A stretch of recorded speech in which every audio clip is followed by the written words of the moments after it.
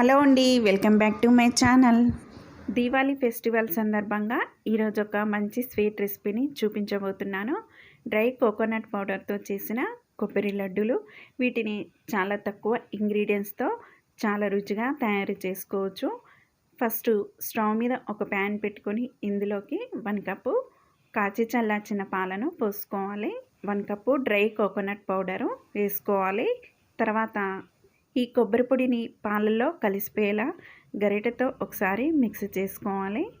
ఈ ప్రాసెస్ అంతా లో ఫ్లేమ్లో పెట్టుకొని కొబ్బరి పొడి దగ్గర పడేంత వరకు కుక్ చేసుకోవాలి. 5 నిమిషాల పాటు ఈ కొబ్బరి పొడిని అంతా దగ్గరికి కుక్ చేసుకున్నాక ఇందులోకి 1 కప్పు మిల్క్ పౌడర్ని యాడ్ చేసుకోవాలి. ఇందులో ఎలాంటి ఉండలు లేకుండా 5 నుంచి 10 నిమిషాల పాటు కలుపుకుంటూ ఉండాలి. ఈ మిల్క్ పౌడర్ని అంతా దగ్గర పడేంత వరకు కుక్ చేసుకుంటూనే ఉండాలండి.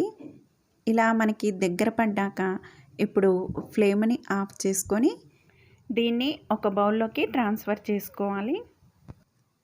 ఈ మిశ్రమాన్ని పూర్తిగా చల్లారనివ్వాలి.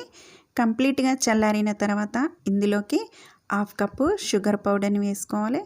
ఫ్లేవర్ కోసం కొంచెం యాలకుల పొడిని కూడా వేసుకొని ఈ షుగర్ పౌడర్ అంతా చక్కగా మిక్స్ అయ్యేలాగా కలుపుకోవాలి.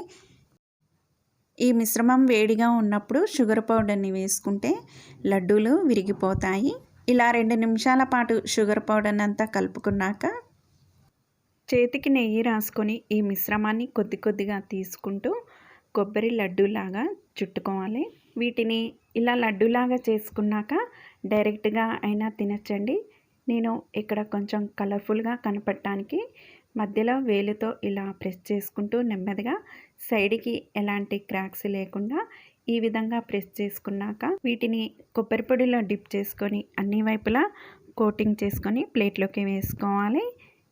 కొబ్బరి పొడిలో డిప్ చేసుకుంటే ఇవి తినేటప్పుడు చాలా టేస్టీగా అనిపిస్తాయి.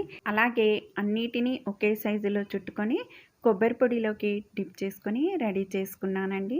ఇక్కడ నేను గార్నిష్ కోసం నీళ్ళలో కలిపి పెట్టుకున్న కుంకుమ పువ్వుని వేసుకుంటున్నాను. ఈ లడ్డూల పైన ఇలా డ్రాప్ లాగా వేసుకొని అన్ని లడ్డూలను గార్నిష్ చేసుకోవాలి. సన్నగా కట్ చేసుకున్న పిస్తా పప్పును ఈ లడ్డూల పైన పెట్టుకోవాలి. ఎంతో టేస్టీగా ఉండే కొబ్బరి లడ్డూలు రెడీ. ఈ లడ్డూలను చాలా ఈజీగా ఫాస్ట్గా రెడీ చేసుకోవచ్చండి. మీరు కూడా తప్పకుండా టేస్ట్ చేసి నాకు కామెంట్లో ఫీడ్బ్యాక్ని ఇవ్వండి.